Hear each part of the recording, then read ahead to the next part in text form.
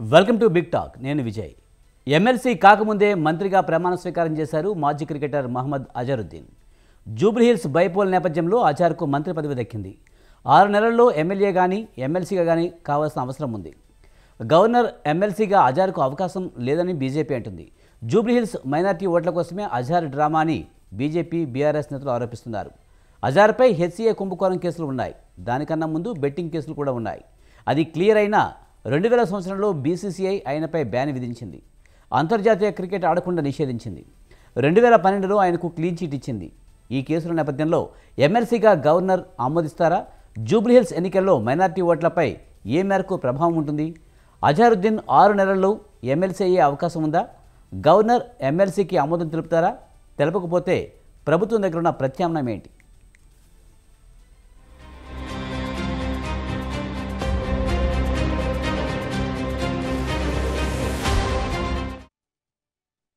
ఇక జూబ్లీహిల్స్ ఉప ఎన్నికల వేళ తెలంగాణ ప్రభుత్వం కేబినెట్ విస్తరణ చేసింది. ఈ విస్తరణలో భాగంగా అజారుద్దీన్కు మంత్రి పదవి ఇవ్వడం జరిగింది.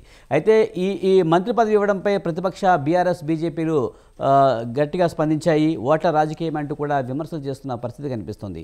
కేంద్ర మంత్రి బీజేపీ నేత కిషన్ రెడ్డి అయితే అజారుద్దీన్ దేశద్రోహి అంటూ కూడా సంబోధించడం జరిగింది. అయితే తర్వాత అజరుద్దీన్ కూడా స్పందించారు. తనకు ఎవరి సర్టిఫికేట్ అవసరం లేదంటూ కూడా ఆయన స్పందించడం జరిగింది. ఇక దీనిపై మనతో మాట్లాడేందుకు డాక్టర్ శివకుమార్ గారు, కాంగ్రెస్ రాష్ట్ర అధికార ప్రతినిధి, అలాగే కృష్ణాంజనేయులు గారు అనలిస్ట్ మనతో ఉన్నారు. వారితో మాట్లాడదాం. ముందుగా కృష్ణాంజనేయులు గారు, నమస్తే అండి. నమస్తే అండి, ప్యానెల్ మెంబర్స్ అందరికీ నమస్తే సార్. జూబ్లీహిల్స్ ఉప ఎన్నికల వేళ మాజీ క్రికెటర్ అజరుద్దీన్కి అయితే మంత్రి పదవి ఇవ్వడం జరిగింది. ఇదంతా ఓట్ల రాజకీయమే అంటూ కూడా బీజేపీ బీఆర్ఎస్ అంటున్న పరిస్థితి కనిపిస్తుంది. దీనిపై అజరుద్దీన్ కూడా స్పందించారు. అలాగే కిషన్ రెడ్డి అజరుద్దీన్ దేశద్రోహాన్ని స్పందించడాన్ని ఎలా చూడాలి? జూబ్లీహిల్స్ ఉప ఎన్నికలకు సంబంధించి ఒక్క సీట్కే పోటీ జరుగుతున్నప్పటికీ కూడా అధికార ప్రతిపక్ష పార్టీల మధ్య ఒక ప్రెస్టీజియస్ ఎలక్షన్ కింద ఇది మారినటువంటి పరిస్థితి కనపడుతుంది. అధికార పక్షం కాంగ్రెస్ ఖచ్చితంగా జూబ్లీహిల్స్ ఉప ఎన్నికల్లో గెలవాలి అనేటువంటి పట్టుదలతో ముందుకెళ్లేటువంటి ప్రయత్నాలు చేస్తాం. దాంట్లో భాగంగానే ఖచ్చితంగా ఈ ఎన్నికల్లో ముస్లిం ఓట్లను తమ వైపు తిప్పుకోవాలనేటువంటి పక్కా ప్రణాళికతోనే కాంగ్రెస్ పార్టీ అజారుద్దీన్కి ఇప్పుడు హడావుడిగా మంత్రి పదవి ఇచ్చింది అనేటువంటిది సుస్పష్టం. ఇది ఎన్నికలకు సంబంధించినటువంటి ఎజెండా మాత్రమే.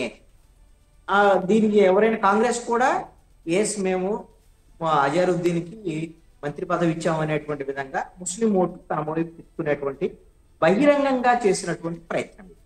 మరి ఆ మేరకు ముస్లిం ఓటర్లు మా అజారుద్దీన్కి మంత్రి పదవి వచ్చింది అనేటువంటి దాని మీద ముస్లింస్ అందరూ ఒకవైపు టర్న్ అవుతారా లేదా అనేటువంటిది చూడాలి. కానీ ఎంతో కొంత ఈ ప్రయోగం కాంగ్రెస్ పార్టీకి అనుకూలించేటువంటి అవకాశం ఉంటుంది.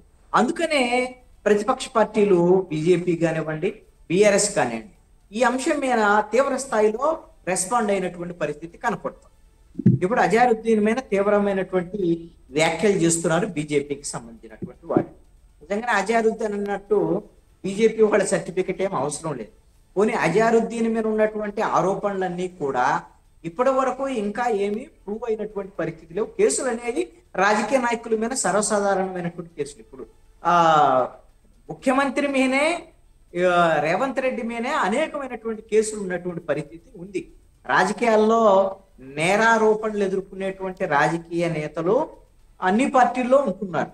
కాబట్టి అది పెద్ద ప్రజల విషయంలో ప్రాతిపదిక అవుతుందని నేను అనుకోను. ముస్లింలకు సంబంధించినటువంటి వ్యవహారంలో బీజేపీ ఎలాగో ఒంటికాళ్ళ మీద లెగుస్తుంది కాబట్టి వాళ్ళు వ్యతిరేకంగా మాట్లాడేటువంటి అవకాశం ఉంటుంది. అజారుద్దీన్కి వ్యతిరేకంగా వాళ్ళు మాట్లాడేటువంటి అంశము ఇదంతా కూడా కాంగ్రెస్ పార్టీకి ఉపయోగపడేటువంటి అంశం. బీజేపీ అంత ఎక్కువగా మాట్లాడితే అంత కాంగ్రెస్ పార్టీకి ఉపయోగపడేటువంటి అంశంగా ఉంటది. అయితే బీఆర్ఎస్ విషయానికి వచ్చేసరికల్లా బీఆర్ఎస్ అయితే అజారుద్దీన్కి సంబంధించినటువంటి అభ్యర్థిత్వం మీదనో లేకపోతే అజారుద్దీన్కి వాస్తవంగా అతనికి అన్యాయం జరిగిందనో ఆ కోణంలో మాట్లాడుతుంది తప్ప బహుశా నెగిటివ్ గా మరి మాట్లాడేటువంటి అవకాశం ఉండకపోవచ్చు. ఒకవేళ అలా మాట్లాడితే ముస్లిం ఓట్లు బీఆర్ఎస్ కు సంబంధించినటువంటి కొన్ని ఉండేటువంటి ఓట్లు అవి ఏమైనా నెగిటివ్ గా మారేటువంటి అవకాశం ఉంది అనేటువంటి ఒక భయం కూడా బీఆర్ఎస్ కు ఉండొచ్చు. కాబట్టి ఇది ఎన్నికల నేపథ్యంలోనే ఉప ఎన్నికల కోసమే ఈ విధమైనటువంటి అజారుద్దీన్కి మంత్రి పదవి ఇచ్చారు. అయితే ఇప్పుడు ఆ మంత్రి పదవికి సంబంధించినటువంటి వ్యవహారంలో ఇప్పుడు రానున్నటువంటి కాలంలో ఎక్కడైతే సరే ఎమ్మెల్యే అయ్యేదానికి అవకాశం లేదు, ఖాళీలు లేవు. ఉన్నటువంటిది ఇదే ఎక్కడైతే జూబ్లీహిల్స్ సంబంధించి ఆ జూబ్లీహిల్స్ లోనే అన్నీ పోటీ చేయిస్తే పోయేది వాస్తవంగా అయితే. మరి నవీన్ యాదవ్ ప్రయోగం అనేటువంటి కాంగ్రెస్ పార్టీ ఒక ప్రయోగం చేయాలని అనుకున్నది. యువకుడు, అదే విధంగా బీసీ సామాజిక వర్గానికి సంబంధించినటువంటి వ్యక్తి, నిత్యం ప్రజల్లో ఉండేటువంటి నవీన్ యాదవ్ అయితే కొంత క్యాండిడేట్ పరంగా ప్లస్ అయ్యేదానికి అవకాశం ఉండొచ్చు అని కాంగ్రెస్ పార్టీ భావించింది. ఆ విధంగా బీసీ ఓట్లను తాము తిప్పుకోవటం, నిత్యం ప్రజల్లో ఉండేటువంటి సమస్యల ఎక్కడుంటే అక్కడ అటెండ్ అయ్యేటువంటి నవీన్ యాదవ్, అదే విధంగా ఇప్పుడు ముస్లిం ఓట్లు దాదాపుగా 22 నుంచి అదనంగా అదనంగా ఉండేదానికి అవకాశం ఉంది ఆ నియోజకవర్గంలో. ఆ విధంగా కొంత కాంగ్రెస్ పార్టీకి కొంత కలిసి వచ్చేటువంటి అంశం కనుక, అందుకనే అన్ని యాంగిల్స్ లో కూడా కాంగ్రెస్ పార్టీ తీవ్రమైనటువంటి ప్రయత్నాలు చేస్తున్నటువంటి పరిస్థితి కనపడుతుంది. మొన్ననే కమ్మ సామాజిక వర్గానికి సంబంధించినటువంటి పారిశ్రామికవేత్తలందరూ కూడా, వీళ్ళు ఆంధ్ర మూలాలు ఉన్న వాళ్ళు కానీ అక్కడ వాళ్ళు కానివ్వండి, వాళ్ళందరూ వెళ్ళి రేవంత్ రెడ్డితో మీటింగ్ అయినటువంటి పరిస్థితి ఉంది. ఎందుకంటే మాగుంట గోపీనాథ్ కమ్మ సామాజిక వర్గానికి సంబంధించినటువంటి ఆయన చనిపోయిన తర్వాత మాగంటి సునీత వీళ్ళు పోటీ చేస్తున్నారు. ఈ మాగంటి సునీత పోటీకి సంబంధించినటువంటి అంశం ఇది సెంటిమెంట్ గా ఎంతో కొంత బీఆర్ఎస్ కి కలిసి వచ్చేటువంటి అంశమే. అది బీఆర్ఎస్ సీటే. మొన్న అంత ప్రతికూలమైనటువంటి పరిస్థితిలో కూడా అక్కడ మాగంటి గోపీనాథ్ గెలిచినటువంటి పరిస్థితి ఉంది. కాబట్టి ఇప్పుడు కూడా ఆ విధమైనటువంటి సెంటిమెంట్ పనిచేసి ఇప్పుడున్నటువంటి ప్రభుత్వం మీద ఎంతో కొంత వ్యతిరేకత ఉండి, బీఆర్ఎస్ ప్రభుత్వం గతంలో మనకు బాగా పనిచేసింది అనేటువంటి అటు మొగ్గు చూపేటువంటి అవకాశం ఉంటే అది బీఆర్ఎస్ కు కలిసి రావచ్చు. లేదంటే ఉప ఎన్నికలంటే సహజంగా అధికార పక్షానికి, వీళ్ళు అధికారంలో ఉన్నటువంటి వాళ్ళకి మనం ఓటు వేస్తే అధికార పార్టీ అభ్యర్థి గెలిస్తే మనకి ఏమైనా పథకాలు వస్తాయనో, లేకపోతే ఈ నియోజకవర్గం అభివృద్ధి చెందిద్దనో, ఆ సంబంధించినటువంటి కుళాయిలో రోడ్డు వ్యవహారమో ఏదైనా ఉంటది. అదే విధంగా సినిమా కార్మికులకు సంబంధించినటువంటి వాళ్ళందరూ మొన్న రేవంత్ రెడ్డితో మీటింగ్ పెట్టేసి ఆయనకి కృతజ్ఞతలు తెలియజేసే మీటింగ్ కూడా పెట్టారు. అక్కడ వాళ్ళ ప్రభావం కూడా అధికంగానే ఉంటది.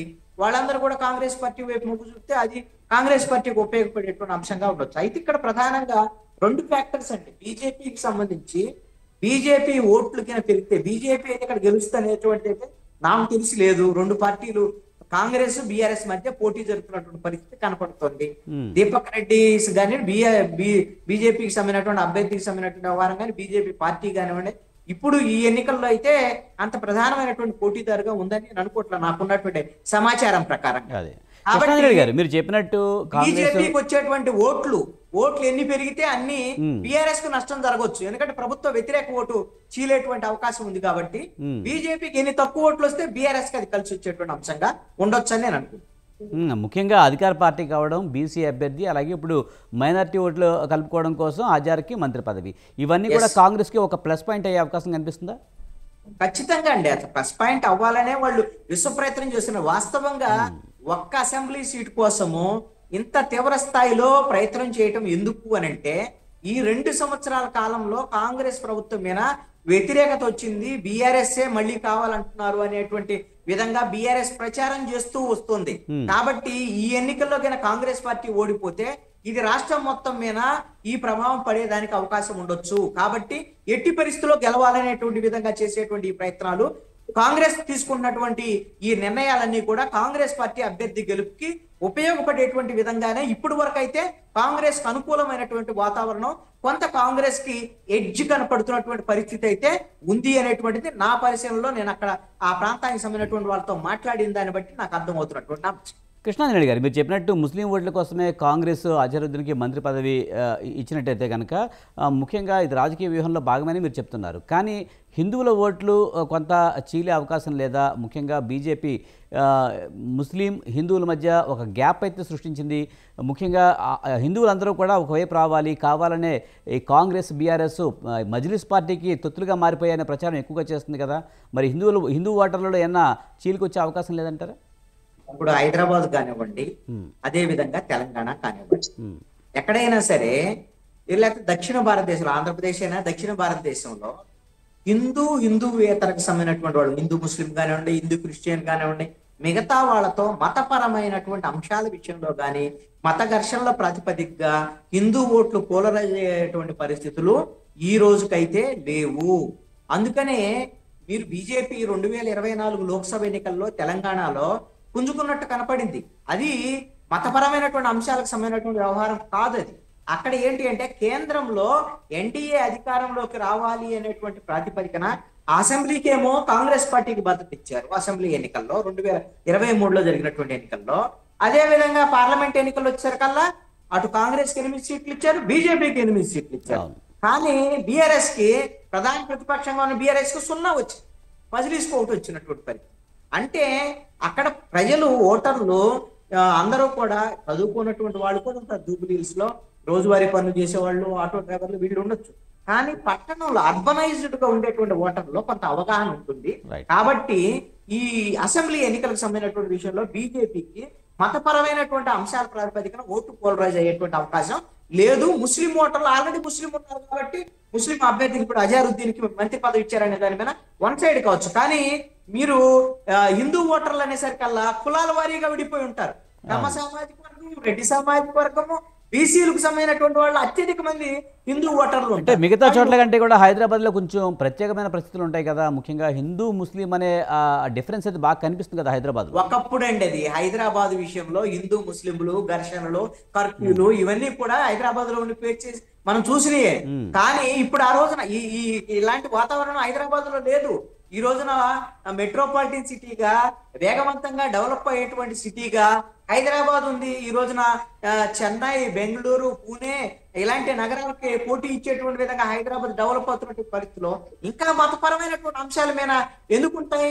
ఇప్పుడు హిందూ ఓటర్ల విషయానికి వచ్చారు కల్లా దాంట్లో ప్రధానమైనటువంటి ఓటర్లు బీసీలకు సంబంధించినటువంటి ఓటర్. ఇప్పుడు నవీన్ యాదవ్కి ఒక ప్రయోగం బీసీ ఓట్లకు సంబంధించినటువంటి వాళ్ళ గాలన వేసేటువంటి దాంట్లో భాగంగానే బీసీకి సంబంధించినటువంటి మన స్థానిక సంస్థల ఎన్నికల విషయంలో 42% మాకు సీట్లు కావాలి అనేటువంటి రిజర్వేషన్లు కావాలి అనే దాని మీద ఊవెత్తున ఉద్యమం వచ్చినటువంటి పరిస్థితి కూడా ఉంది. దాన్ని అంతా క్యాష్ చేసుకోవాలని కాంగ్రెస్ పార్టీ నవీన్ యాదవ్ అని ఇప్పుడు రంగంలోకి దించినటువంటి పరిస్థితి ఉంది. అన్ని కోణాల్లో కూడా కాంగ్రెస్ పార్టీ వ్యూహాత్మకంగా ముందుకెళ్తున్నటువంటి పరిస్థితి కనపడుతుంది. రైట్, మనతో పాటు డాక్టర్ శివకుమార్ గారు, కాంగ్రెస్ రాష్ట్ర అధికార ప్రతినిధి, అలాగే ప్రొఫెసర్ గాలి వినోద్ కుమార్ గారు, విశ్లేషకులు మనతో ఉన్నారు. వారితో మాట్లాడే ప్రయత్నం చేద్దాం. గాలి వినోద్ గారు, కొంచెం మీరు ల్యాండ్స్కేప్లో పెట్టుకోండి సార్, ఫోను అడ్డంగా పెట్టుకోండి, ఫోను ప్రాబ్లం ఉంది. శివకుమార్ గారు మీరు చెప్పండి. లోపు జూబ్లీహిల్స్ ఉప ఎన్నిక వేళ మాజీ క్రికెటర్కి మంత్రి పదవి ఇవ్వడంపై బీఆర్ఎస్ బీజేపీ అయితే తీవ్ర విమర్శలు చేస్తున్నాయి. కేంద్ర మంత్రి అయిన ఉన్న కిషన్ రెడ్డి అయితే తీవ్ర విమర్శలు చేశారు. అజరుద్దీన్ను దేశద్రోహి అంటూ కూడా విమర్శించడాన్ని మీరు ఎలా చూస్తారు? ముఖ్యంగా ఇదంతా జూబ్లీహిల్స్ ఉప ఎన్నిక కోసమే అజరుద్దీన్కి మంత్రి పదవి ఇవ్వడం జరిగిందా? ముందుగా స్వతంత్ర ప్రేక్షకులకు, మీకు ప్యానల్ ఉన్న వారికి నమస్కారం. ముందుగా అజరుద్దీన్ గారికి ఈరోజు ఏదైతే మంత్రివర్గంలో స్థానం ఇచ్చినందుకు ఆయనకు కూడా శుభాకాంక్షలు. మొత్తానికి కాంగ్రెస్ పార్టీ ఏదైతే జూబ్లీహిల్స్ బై ఎలక్షన్లో ఇప్పుడు జరుగుతున్న పరిణామాలలో ఏదైతే బీసీ యువకుడు విద్యావంతుడికి నవీన్ కుమార్ యాదవ్కి కాంగ్రెస్ పార్టీ టికెట్ ఇవ్వడం జరిగింది. అది మనందరికీ తెలిసిన విషయం. కాకపోతే ఈరోజు కాంగ్రెస్ పార్టీ అక్కడ ప్రచారం చేయడము, గతంలో మాగంటి గోపీనాథ్ గారు హ్యాట్రిక్ కొట్టిన కాన్స్టిట్యున్సీ కాబట్టి గతంలో తెలుగుదేశంలో ఉన్నప్పుడు మాగంటి గోపీనాథ్ గారు గెలిచినారు. దాని తర్వాత టీఆర్ఎస్ బీఆర్ఎస్ వచ్చినప్పుడు కూడా మాగంటి గోపీనాథ్ గారు 2 సార్లు గెలవడం జరిగింది. కానీ ఆ విషయానికి వస్తే ఏదైతే టీఆర్ఎస్ బీఆర్ఎస్ ఇప్పుడు మొన్న జరిగిన ఎలక్షన్లో ఆయన ఏదైతే అఫిడవిట్ లో కొన్ని తప్పుడు సమాచారం పెట్టిండ్రు అనే రకంగా నవీన్ యాదవ్ ఒక కేసు వేయడం జరిగింది. ఆ కేసు ఒకవేళ ఇప్పుడు ఆయన మరణించినందుకు మనకి ఏదైతే బై ఎలక్షన్ వచ్చింది అనేది ఒకటైతే, అది కాకుండా ఒకవేళ ఆయన బ్రతికి ఉంటే కూడా ఈరోజు ఏదైతే నవీన్ యాదవ్ వేసిన కేసులో ఆయన అఫిడవిట్ లో తప్పుడు సమాచారం ఇచ్చిన దాని మీద కూడా ఈరోజు ఆయన డిస్క్వాలిఫై అయ్యి బై ఎలక్షన్ వచ్చేది అనేది స్వయాన నవీన్ యాదవ్ చెప్పడం జరిగింది. ఇంకోటి ఏంటంటే టీఆర్ఎస్ బీఆర్ఎస్ మొత్తానికి గతంలో నవీన్ యాదవ్ ఎంఐఎం నుంచి నిలబడడం జరిగింది. ఒక 42,000 ఓట్లు తెచ్చుకోవడం జరిగింది. ఆ తర్వాత ఎంఐఎం బీ ఫామ్ ఇస్తుంది అనుకుంటే ఇవ్వకపోతే దాంట్లో ఫింగరింగ్ అంతా ఎవరైతే కేటీఆర్ బీఆర్ఎస్ వాళ్ళే అక్కడ అది టికెట్ ఎంఐఎం నుంచి రానియకుండా చేసిండ్రు అనేది నవీన్ యాదవ్ చెప్పి ఆ తర్వాత ఇండిపెండెంట్ పోవడం జరిగింది. ఇండిపెండెంట్ గా కూడా వేస్తే ఒక 18,000 ఓట్లు ఆయన వ్యక్తిగతంగా తెచ్చుకోవడం జరిగింది. ఇది నవీన్ యాదవ్ కున్న ఆయన personal data. And apart from that ఆయన ఒక ఎడ్యుకేటెడ్ బీఆర్కు ఏదైతే ఆర్కిటెక్ట్ ఇంజనీర్ గా చేయడం జరిగింది. దాని తర్వాత ఇప్పుడు కాంగ్రెస్ పార్టీ అండతోని రేపు నవీన్ యాదవ్ కి గెలిచే ఊపు ఉందని ఎప్పుడైతే టికెట్ ఏదైతే నవీన్ యాదవ్ కి కన్ఫర్మ్ చేయడం జరిగిందో కాంగ్రెస్ పార్టీ అప్పుడే నిర్ధారణ అయింది. కానీ దానికి ముందు ఎలక్షన్ లో అజారుద్దీన్ గారు ఏదైతే జూబ్లీస్ కి నిలబడడం జరిగింది. ఆయన అక్కడ నుంచి ఓటమి పాలైండు. దాని తర్వాత కాంగ్రెస్ పార్టీకి మొన్న కూడా నాకు టికెట్ కావాలని చెప్పి అటు రాహుల్ గాంధీ సమక్షంలో కూడా అడగడం జరిగింది. అయితే ఇక్కడ ఏదైతే తెలంగాణ రాష్ట్ర కాంగ్రెస్ పార్టీలో ఉన్న సమీకరణల పరంగా ముఖ్యమంత్రి రేవంత్ రెడ్డి కానీ మంత్రివర్గంలో కానీ ఒక నిర్ణయం తీసుకొని తర్వాత దాని మీద సర్వేలు చేయించి ఈరోజు అజారుద్దీన్ ని ఎమ్మెల్సీ చేసి మంత్రిని చేయాలా అనే రకంగా కూడా ఆయనకి భుజగించడం జరిగింది. ఆయనను పక్కన జరిపిస్తే సరే ఓకే అని చెప్పి ఆయన కానీ శివకుమార్ గారు కిషన్ రెడ్డితో మాట్లాడినారు. మ్యాచ్ ఫిక్సింగ్ ఆరోపణతో దేశ ప్రతిష్టను దిగజార్చాడు, ముఖ్యంగా ఆయన దేశద్రోహి అనే విధంగా కామెంట్ చేయడం జరిగింది. మరి ఈ కామెంట్స్ని కాంగ్రెస్ ఎలా తీసుకుంటుంది, దానికి ఏం చెప్తారు? కిషన్ రెడ్డి ఒక్కసారి ఆలోచించాలా. బీజేపీ సెంట్రల్ గవర్నమెంట్ లో కానీ మంత్రిత్వ శాఖలలో ఎంతమంది ఉన్నారు? స్వయాన అమిత్ షా కూడా ఒక 12 నెలలు జైల్లో ఉండొచ్చిన క్యాండిడేట్ అనేది ఖచ్చితంగా జగమెరిగిన సత్యం. ఈవెన్ గోద్రా కేసులో ప్రధానమంత్రి నరేంద్ర మోదీ మీద కూడా కంప్లైంట్ ఉన్నాయి. అట్లాంటి అభియోగాలు ఉన్నాయి. ఇప్పుడు ఇంతకుముందు మన రామాంజనేయుల అనలిస్ట్ గారు విజయ్ గారు చెప్పండి. లేదు, ఇంతకుముందు అనలిస్ట్ ఎవరు మాట్లాడారు? ఎవరండి? అనలిస్ట్ మాట్లాడారు కదా, కృష్ణాంజనేయులు గారు. ఓకే, కృష్ణాంజనేయులు గారు మాట్లాడినట్టు జనరల్ గా అభియోగం రావడం అంటే ఇంకా అది అయి పెరగడమే. ఎలక్షన్ పార్టీలైనా అటు బీజేపీ కావచ్చు, బీఆర్ఎస్ కావచ్చు. బీఆర్ఎస్ లో లేరా మొన్నటి వరకు ఏదైతే నవీన్ కుమార్ యాదవ్ కి ఎంబడి ఉన్న ఒక ముస్లిం ని పెద్ద ఎత్తున భూతత్వంలో పెట్టి చూపించండు. ఇప్పుడు ఇమీడియట్ గా ఆయన బీఆర్ఎస్ లో జాయిన్ అయ్యిండు. ఆయన ఇంద్రుడు చంద్రుడు అని చెప్తున్నాడు. ఇదే కేటీఆర్ బీఆర్ఎస్ వాళ్ళు. ఇటు బీజేపీ పరంగా ఆలోచిస్తే సెంట్రల్ గవర్నమెంట్ లా ఎవరైతే బై ఎలక్షన్ లో పోతున్న క్యాండిడేట్ కి కూడా మధ్యప్రదేశ్ లో అనుకుంటా డైరెక్ట్ ఆయన నామినేషన్ వేసి ఎలక్షన్ కి పోరాడడానికి సిద్ధంగా ఉన్న వ్యక్తికి కూడా మంత్రి పదవి ఇచ్చిండ్రు బీజేపీ వాళ్ళు. బీజేపీ ఈ మాట మాట్లాడడానికి బీజేపీ కిషన్ రెడ్డి గారికి ఒకసారి ఆలోచించుకోవాలి. ఆయనకు ఇటువంటి ఆరోపణలు చేయడానికి నైతిక హక్కే లేదు. ఎందుకంటే బీజేపీ ప్రభుత్వంలో ఈ 12 సంవత్సరాలలో వాళ్ళు చెప్పిన వాగ్దానాలు కానీ వాళ్ళు చేసింది కానీ ఏమీ లేదు. స్వయాన ఎవరైతే కిషన్ రెడ్డి ఉన్నాడో ఆయన కాన్స్టిట్యున్సీ సికింద్రాబాద్ పార్లమెంట్ కాన్స్టిట్యున్సీలా ఏం డెవలప్ చేసిండు అనేది శ్వేతపత్రం ఇవ్వడం అని చెప్పండి. ఆయన ఆరోపణ చేయడము. ఈరోజు బీజేపీ అధ్యక్షుడు తర్వాత ఒక కేంద్ర మంత్రి అయిన కిషన్ రెడ్డి వచ్చిన తర్వాత బీజేపీ నాయకులు సెకండ్ లైన్ లీడర్షిప్ కిషన్ రెడ్డిని తిడుతున్నారు. ఈరోజు నీ వల్ల రేపు ఇంకోటి సికింద్రాబాద్ పార్లమెంట్ కాన్స్టిట్యున్సీలో ఇప్పుడు జరుగుతున్న జూబ్లీస్ బై ఎలక్షన్ లా ఒకవేళ కిషన్ రెడ్డి నేను చేసిన అభివృద్ధికి మా క్యాండిడేట్ గెలుస్తాడని చెప్పమని చెప్పండి, చెప్పలేడు. ఎందుకంటే కిషన్ రెడ్డి మాట్లాడేది ఒకటి, చేసేది ఒకటి. ఈ రోజు మంచి క్యాండిడేట్లు ఉన్నా అక్కడ ఇయ్యనియకుండా ఫింగరింగ్ చేసి ఇప్పుడు ఆయనకు సంబంధించిన ఆయన అరుతుడు అనే వ్యక్తికే ఈ రోజు జూబ్లీస్ లో టికెట్ ఇప్పించడం జరిగింది. దాని మీద బీజేపీ వాళ్ళంతా కూడా గుర్రుమని ఉంటున్నారు. ఖచ్చితంగా కష్టపడిన వాళ్ళకి కాకుండా ఆయన అనుచరులకు కానీ వాళ్ళకి సంబంధించిన వాళ్ళకే ఇస్తున్నారు. ఇది ఎక్కడదని చెప్పి బీజేపీ మీద ఈ రోజు దుమ్మెత్తిపోతున్నారు. బండి సంజయ్ గారు అనే రకంగా ఇప్పుడు వాళ్ళకు ఒక 8 మంది ఎంపీలు, 8 మంది ఎమ్మెల్యేలు గెలవడంతో ఈ రోజు రాజాసింగ్ ని దూరం పెట్టిండ్రు. రాజాసింగ్ ఆల్రెడీ బీజేపీ దేశం కోసం ధర్మం కోసం అనే మాట మీద ఆయన కట్టుబడి ఉండే రాజాసింగ్ నే ఈ రోజు కిషన్ రెడ్డి దూరం పెట్టిండు. ఒకసారి అది ఇదే రాజాసింగ్ మాట్లాడుతున్న మాటలకైనా. కానీ శివకుమార్ గారు ఏదైనా సరే కిషన్ రెడ్డి మాట్లాడిన ఈ దేశద్రోహి మాటలు, మ్యాచ్ ఫిక్సింగ్ లో దేశ పరువు తీశారన్న మాటలు ఇది కొంత ప్రతికూలమయ్యే అవకాశం లేదా కాంగ్రెస్ పార్టీకి? విజయ్ గారు, ఆల్రెడీ నాకున్న సమాచారం ప్రకారము గ్రౌండ్ రియాలిటీలా నవీన్ యాదవ్ కాంగ్రెస్ పార్టీ క్యాండిడేట్ గెలుస్తున్నాడు అనేది మాకున్న సమాచారం. ఇప్పుడు జరిగేదంతా ఒక మెజారిటీ పరంగానే ఎంత వస్తుంది అనే రకంగా. ఆల్రెడీ ఇప్పుడు ఇంతకుముందు అనలిస్ట్ చెప్పినట్టు ఇప్పుడు ప్రస్తుతానికి కాంగ్రెస్ కి బీఆర్ఎస్ కే పోటీ ఉంది అనేది కూడా జనాలు చెప్తున్నారు. కానీ అక్కడ సునీత గారి మీద కూడా కంప్లైంట్ ఉండే, అది ఎలక్షన్ కమిషన్ అది ఓవర్కమ్ చేసింది కాబట్టి సరిపోయింది. లేకపోతే మాగంటి గోపీనాథ్ గారి ఫస్ట్ వైఫ్ సన్ కంప్లైంట్ చేయడం జరిగింది. ఈమె మా మదర్ కాదు, మా ఫాదర్ కి వైఫ్ కాదు అనే రకం కూడా అబ్బాయి చెప్పడము, ఎలక్షన్ కమిషన్ లో కంప్లైంట్ చేయడం, ఇవన్నీ జరిగినాయి. ఇవన్నీ జరిగితే కూడా అక్కడ ఎలక్షన్ కమిషన్ ఏమంది, మీరు ఇవన్నీ కోర్టులో చూసుకోండి, ఇప్పుడు ప్రస్తుతానికి ఆమె ఎలక్షన్ లో నామినేషన్ ఏం డిస్క్వాలిఫై చేయమనే రకంగా వదిలేసిండ్రు. లేకపోతే ఆమె మొన్నటిసారి డిస్క్వాలిఫై అవుతుంది అనేది కూడా మాకు సమాచారం ఉండే. కానీ ముఖ్యంగా అజరుద్దీన్ పోటీ చేయడం, అజరుద్దీన్కి మంత్రి పదవి ఇవ్వడం వలన ఇక్కడ మైనారిటీ ఓట్లన్నీ అటువైపు తిరిగే అవకాశం కనిపిస్తుంది అంటారా? ఎందుకంటే ఎంఐఎం కూడా పోటీలో ఉంది కదా, మరి ఎంఐఎంకి ఆ ఓట్లు పడే అవకాశం లేదా? ఇప్పుడు ఎంఐఎం ఆల్రెడీ అసదుద్దీన్ ఓవైసీ గారు ఆల్రెడీ డిక్లేర్ చేయడం జరిగింది, నవీన్ యాదవ్ కి మేము సపోర్ట్ చేస్తున్నామని. Ends matter. ఇంకా దాంట్లో ముస్లింలకు అంతా ఆల్రెడీ అసదుద్దీన్ చెప్పింది కొన్ని ఉంటాయి. కాంగ్రెస్ పార్టీకి ఉన్న మైనారిటీలు కాంగ్రెస్ పార్టీకి సపోర్ట్ చేస్తారు.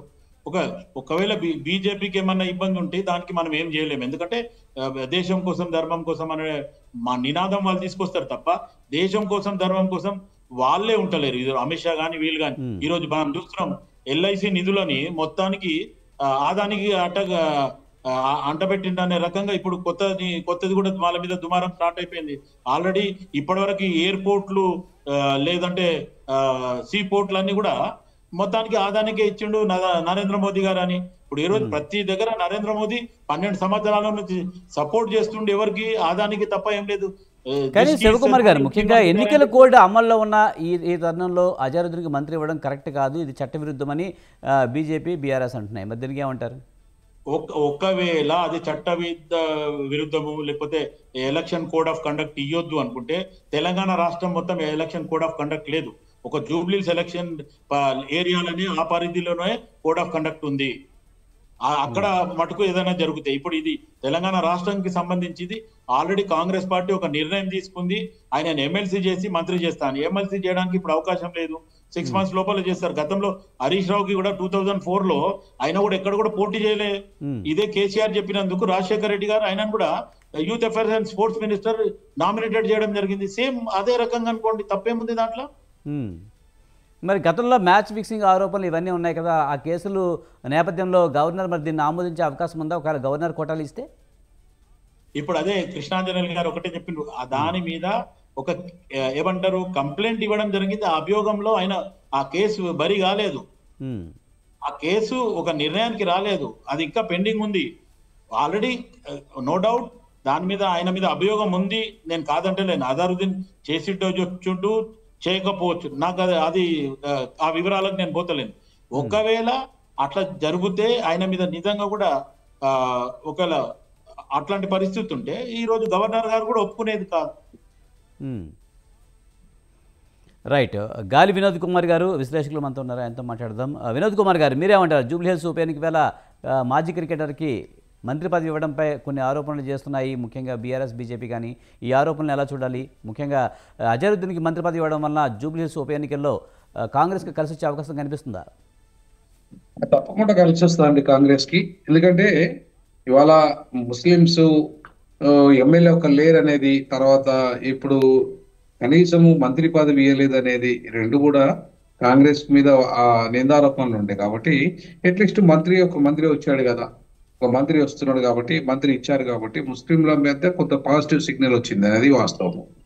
అయితే గతంలో 10 ఏళ్ళు అధికారంలో ఉన్న బీఆర్ఎస్ పార్టీ ముస్లింల విషయంలో వాళ్ళ భూములు కబ్జా చేసి వాళ్ళకి సంబంధించి ఇప్పటి వరకు కనీసం ఒక కబ్రస్థానం కూడా లేదనే కదా ఇవాళ వాళ్ళు మన ఆయన ఖాన్ పేరు ఏం పేరు, ఆయన ఖాను ఇండిపెండెంట్ చేశాడు కదా, ఆ ఖాను మాకు కనీసం చచ్చిపోతే శవాలు పెట్టుకోవడానికి కబ్రస్థాన్ ఇవ్వలేదు అని చెప్పి ఆయనే అన్నాడు. కాంగ్రెస్ పార్టీ 2 ఏళ్ళు ఇవ్వలేదు అన్నాడు, మరి 10 ఏళ్ళకి బీఆర్ఎస్ ఇవ్వలేదు కదా. సో కాబట్టి మళ్ళీ అయినా సరే ఆయన వాళ్ళకి వెళ్ళిపోయాడు, బీఆర్ఎస్కి పోయిండు.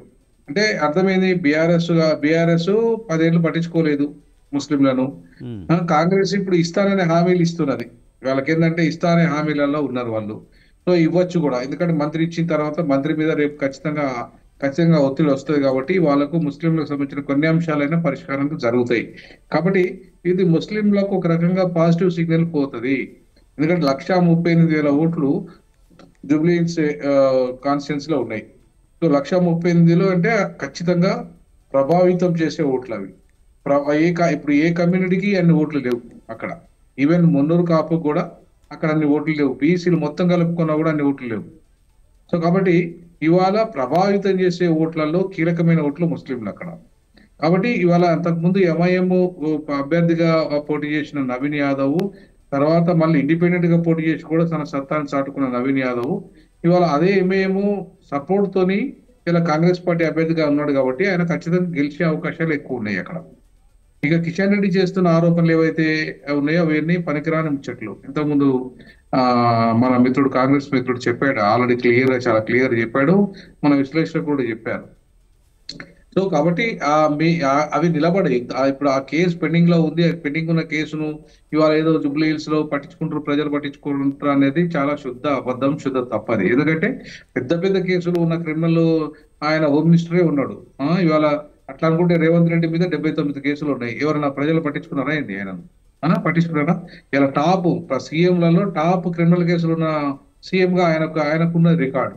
అయినా సరే ప్రజలు ఇవేం పట్టించుకోలేదు. ఒక కేసు ఉన్నంత మాత్రాన ప్రజలంతా దాన్ని పట్టించుకుంటారు అని చెప్పేసి రాజకీయాలు అనుకోవడానికి వీల్లేదు. రాజకీయాల్లో ఎప్పుడైనా చూసేది ఏంటంటే మాకేం లాభం ఈ అభ్యర్థి ద్వారా, ఈ వ్యక్తి ద్వారా అనేది చాలా కీలకంగా చూస్తారు. సో కాబట్టి ఇవాళ అట్లా చూసినప్పుడు ఖచ్చితంగా అజారుద్దీన్ ద్వారా మేలు జరిగే అవకాశం ఉంది ముస్లిం కమ్యూనిటీకి. సో ముస్లిం ఓట్ బ్యాంకు అటు కాంగ్రెస్ కు టర్న్ అయ్యే అవకాశం ఉంది. తర్వాత రెండవది, వీళ్ళ దేశద్రోహి, ధర్మద్రోహి, లేదంటే హిందూ ఓట్లు పోలరైజ్ అయితే అని చెప్పేసి అనడం కూడా తప్పది.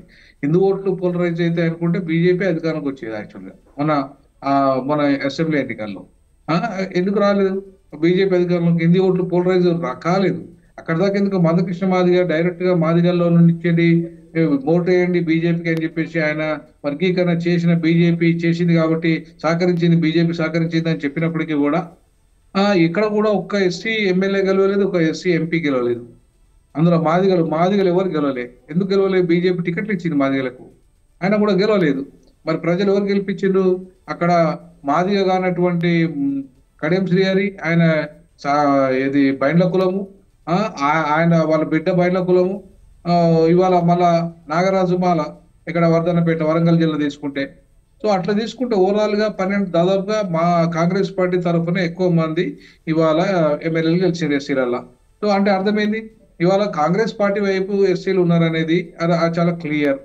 కాబట్టి ఇవాళ ముస్లింలు కూడా కాంగ్రెస్ వైపే ఉన్నారు. ముస్లిం ఓట్ బ్యాంక్ అంతా కూడా మొన్న కాంగ్రెస్ వైపే పడింది. సో అంటే ముస్లింలు కూడా కాంగ్రెస్ వైపే ఉన్నారు. మరి ఇవాళ ఈ అజారుద్దీన్ కి మంత్రి పదవి ఇస్తే ఇంకా ఓట్లు పెరుగుతాయా తగ్గుతాయా? సో కాబట్టి ఓటు బ్యాంక్ అనేది పెరిగే అవకాశం ఎక్కువగా ఉంది. కాంగ్రెస్ కు అనుకూలంగా పెరిగే అవకాశం ఉంది. అక్కడ సానుభూతి ఓట్లు పనిచేస్తాయి అనుకుంటే మరి ఎట్లా అనుకుంటే ఈ కంటోన్మెంట్ లో సానుభూతి ఎందుకు పనిచేయలేదు? సో కంటోన్మెంట్ లో సానుభూతి పనిచేయలేదు ఎందుకంటే ప్రజలకు కావాల్సిన అవసరాలు తీర్చడంలో సానుభూతి ఒకటే కాదు వాళ్ళకి కావాల్సింది. వాళ్ళ తిండి కావాలి, వాళ్ళకు ఒక చచ్చిపోతే జాగ పెట్టుకోవడానికి అది కావాలి, తర్వాత వాళ్ళకు పథకాలు కావాలి, వాళ్ళకి ఏమైనా లోన్లు కావాలి, వాళ్ళకు డబుల్ బెడ్రూమ్ కావాలి. ఇట్లా చాలా సమస్యలు ప్రజలకు ఇవాళ ముందున్నాయి. అధికారంలో ఉన్న పార్టీకే ఇవాళ చేయగలుగుతుంది అని చెప్పి ప్రజలకు తెలియదా? ప్రతిపక్ష పార్టీ చేస్తుందా ఏమైనా? బీజేపీ ఏమైనా చేస్తుందా? ఈ పథకాలు ఏమైనా ఇస్తుందా? ఇవ్వదు. కాబట్టి ప్రజలకు ఇవాళ అవసరాలు తీర్చే విధంగా అధికారంలో ఉన్న కాంగ్రెస్ పార్టీ వాళ్ళని మేలు జరుగుతుంది. కాబట్టి ఖచ్చితంగా నవీన్ యాదవ్ గెలవడానికి స్కోప్ ఎక్కువ ఉంది అక్కడ. అది అడిషనల్ గా యాడ్ అవుతుంది. ఇప్పుడు ఇంకా ముస్లిం ఓట్ బ్యాంక్ ఇంకా అటు ఎక్కువ టర్న్ అయ్యే అవకాశం ఉంది. కాబట్టి అక్కడ నవీన్ యాదవ్ ఖచ్చితంగా గెలిచాడు. సానుభూతి అక్కడ పనికి వస్తుందని నేను అనుకోవడం లేదు. ఎందుకంటే ఆల్రెడీ మూడు టర్మ్లు ఆయన ఆల్రెడీ గెలిచాడు. చనిపోయిన ఎమ్మెల్యే గారు గోపీనాథ్ గారు 3 టర్ములు అవకాశం ఇచ్చారు. కాబట్టి 3 టర్ములు ఆయన ఎంత చేశాడు ఎంత చేయలేదని ప్రజలు రేపు నిర్ణయిస్తారు. ఒకవేళ బాగా చేసి అద్భుతంగా పరిపాలన చేసి ఉండి ఆయన వల్ల చాలా మేలు జరిగింది ప్రజల కంటే. కబ్రస్థానే 10 ఏళ్లలో ముస్లింలకు కనీసం చచ్చిపోతే ఒక జాగా వేయలేని పరిస్థితులలో అన్ని ఎకరాలు కబ్జాకు గురై చేసేసి ఇప్పుడు ధరణి పేరుతోని ఎంతమంది ఆగమైనరు? 20 లక్షల ఎకరాల అసైన్ భూములు ఆగమైపోయినాయి తెలంగాణలో. ఇవాళ వక్ భూములు అన్ని కూడా ఆగమైపోయినాయి. మొత్తం కబ్జాలు లక్షల కూడా సంపాదించారు ఎమ్మెల్యేలు, మంత్రులు, సీఎం, కేటీఆర్, కేసీఆర్. మరి ఇన్ని భూములన్నీ కూడా వాళ్ళ పాపం కబ్రస్థాన్ కూడా లేకుండా వాళ్ళ అసైన్ భూములను కబ్జా వాళ్ళ ఇది వీళ్ళది ముస్లిం వక్ఫ్ బోర్డు భూములను కబ్జా చేసుకొని కూర్చున్న పరిస్థితి ఇలా బీఆర్ఎస్. మరి అట్లాంటి బీఆర్ఎస్ ని గెలిపిస్తే రేపు ఏముంటది, ఏం మిగులుతుంది?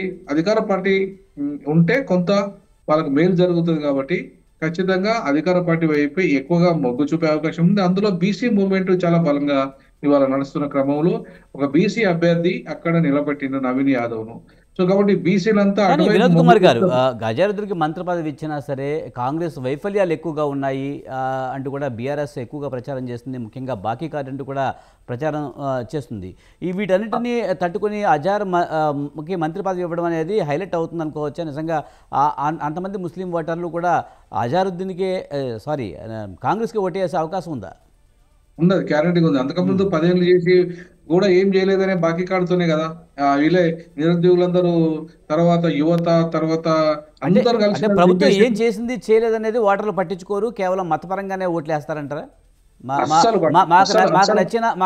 మాకు నచ్చిన మా వర్గానికి చెందిన వ్యక్తికి మంత్రి పదవి ఇచ్చారు కనుక మనం కాంగ్రెస్కి వేసేయాలి, ఇదే చూస్తాం. 100% వేస్తారండి. ముస్లింల విషయంలో అది మాత్రం జరుగుతుంది, హిందువుల విషయంలో జరగదు.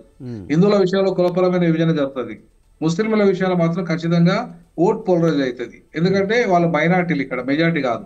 సో మైనార్టీలు ఎప్పుడు కూడా ఏ దేశంలోనైనా సరే, ఇక్కడే కాదు ఏ దేశంలోనైనా మైనార్టీలో ఒక యూనిటీగా ఉండే అవకాశం ఉంటుంది.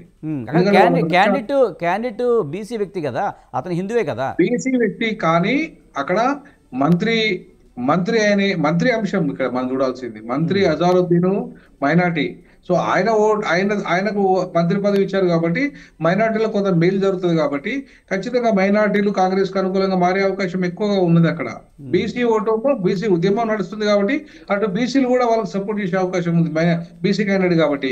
ఇలా కమ్మ సామాజిక వర్గం ఎన్ని ఓట్లు ఉన్నాయండి అక్కడ? కమ్మ సామాజిక వర్గం గతంలో ఏంటంటే తెలంగాణ మూవ్మెంట్ వల్ల గెలిచింది తప్ప, తెలంగాణ కేసీఆర్ ప్రభావంతో గెలిచింది తప్ప కమ్మ ఓట్లతో గెలవలే అక్కడ. సో కాబట్టి కమ్మ సామాజిక వర్గం చూసుకుంటే 2%, 2.73%, 0.7% ఉంది. అదే ముస్లిం పర్సెంట్ 41% ఓట్ బ్యాంక్ ఉంది. ఒక్క ముస్లిం ఓటేసినా కళ్ళు మూసుకొని గెలుస్తారు అక్కడ. కాబట్టి ఎట్టి పరిస్థితుల్లో కమ్మ సామాజిక వర్గం గెలవదు అక్కడ, రెడ్డి సామాజిక వర్గం 4% ఉన్నది.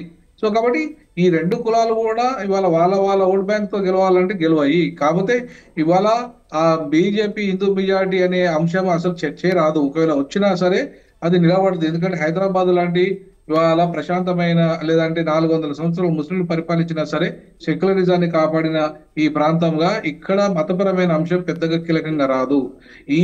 ఈవెన్ ఈ మతపరమైన అంశం బీజేపీ రెచ్చగొట్టినా, ఎంఐఎం రెచ్చగొట్టినా కూడా అది పెద్దగా పట్టించుకోరు ప్రజలు. ఎందుకంటే ఎంఐఎం ఆ 7 సీట్లలో కూడా ఎందుకు గెలుస్తుంది అంటే అక్కడ ఈ ముస్లింలకు ఎవరు కూడా ప్రాతినిధ్యం ఇవ్వట్లేదు. కాంగ్రెస్ ఒక సీటు చక్కగా ఇవ్వట్లేదు, బీజేపీ అసలే ఇవ్వదు, ఈవెన్ బీఆర్ఎస్ ఇవ్వట్లేదు. కాబట్టి కదా వాళ్ళు ఎంఐఎం వైపు ఉన్నారు. ఎంఐఎం లో ఇవాళ 7 సీట్లు గెలవడానికి కారణం ఏంటంటే ఏ పార్టీ, మిగతా పార్టీలు ఇవి కూడా వాళ్ళకి అవకాశం ఇస్తలేవు కాబట్టి. సో ఎంఐఎం మాత్రమే ముస్లింలకు ప్రాతినిధ్యం ఇస్తుంది కాబట్టి ఖచ్చితంగా వాళ్ళకు ఎంఐఎం కూడా వేస్తున్నారు. ఇవాళ ఎంఐఎం కూడా సపోర్ట్ చేస్తున్నది కాబట్టి ఇవాళ ఖచ్చితంగా ఎంఐఎం కు వాళ్ళు ఇచ్చిన పిలుపు మేరకు, తర్వాత మంత్రివర్గంలో స్థానం ఇచ్చినందుకు కాంగ్రెస్ ఖచ్చితంగా అటు ఓట్లు పడితే ఆ వ్యక్తే గెలిచే అవకాశం 99.9 ఉంది అని నా అభిప్రాయం. రైట్. కృష్ణాంజనేయులు గారు, కాంగ్రెస్కు ఎంఐఎం సపోర్టు, అలాగే అజరుద్దీన్కి మంత్రి పదవి, ఇది ఖచ్చితంగా కాంగ్రెస్ని గెలిపించే అవకాశాలు ఉన్నాయని చెప్తున్నారు. మరి సానుభూతి ఏం పనిచేసే అవకాశం లేదా? మరి బీఆర్ఎస్ చాలా ఆశలు పెట్టుకుంది, ఎందుకంటే ఇక్కడ కాంగ్రెస్ వైఫల్యం చెందిందంటే కూడా చాలా వినూత్నంగా ప్రచారం చేస్తున్న సందర్భాలు కూడా మనం చూసాం. మరి అలాంటి సందర్భంలో బీఆర్ఎస్ పరిస్థితి ఏంటి? మరి బీఆర్ఎస్కి ఛాన్స్ లేదంటారా? మనము అన్ని కోణాల్లో చర్చ జరపాలి ఖచ్చితంగా. ఎందుకోసం అంటే ఇంకేముందో, కాంగ్రెస్ పార్టీ గెలిచిపోయింది, అధికారంలో ఉంది కాబట్టి ఉప ఎన్నికలన్నీ అనుకూలంగా ఉంటాయి అని ఈ ఫ్యాక్టర్స్ అన్నారు. కొన్ని ఫ్యాక్టర్స్ ఉన్నాయి ఖచ్చితంగా. ఇప్పుడు సపోజ్ వినోద్ గారు మాట్లాడినటువంటి మాటల్లోనే నేను ఒక ప్రస్తావనకు సంబంధించినటువంటి అంశాన్ని చెప్తాను. కమ్మ సామాజిక వర్గం ఓట్లు అక్కడ చాలా తక్కువ, నో డౌట్. కానీ మీరు ఎప్పుడైనా ఒక అంశాన్ని గమనించండి, కమ్మ, రెడ్డి, లేకపోతే బ్రాహ్మణు, వైశ్య, వీటికి సంబంధించినటువంటి వాళ్ళ ఓట్లు దేశవ్యాప్తంగా ఎక్కడ చూసినా తక్కువే ఉంటాయి వాళ్ళు మామూలుగా చూసినప్పుడు. కానీ ఆ వర్గాలు ప్రభావిత వర్గాలు, ప్రభావిత కులాలు, ఇది చాలా కీలకమైనటువంటి అంశం. మాగంటి గోపీనాథ్ 3 సార్లు ఎమ్మెల్యేగా జూబ్లీస్ లో గెలిచారు అని అంటే కమ్మోళ్ళు ఓట్లు వేస్తే గెలవలా, కమ్మోళ్ళు ఓట్లు ఉంటే కాదు. ప్రభావిత వర్గంగా ఆ కులం అక్కడ ఉంది. మీకు అక్కడ ఉండేటువంటి వాటిలో డిసైడింగ్ ఫ్యాక్టర్లో సినిమా పరిశ్రమ కూడా చాలా కీలకమైనటువంటిది.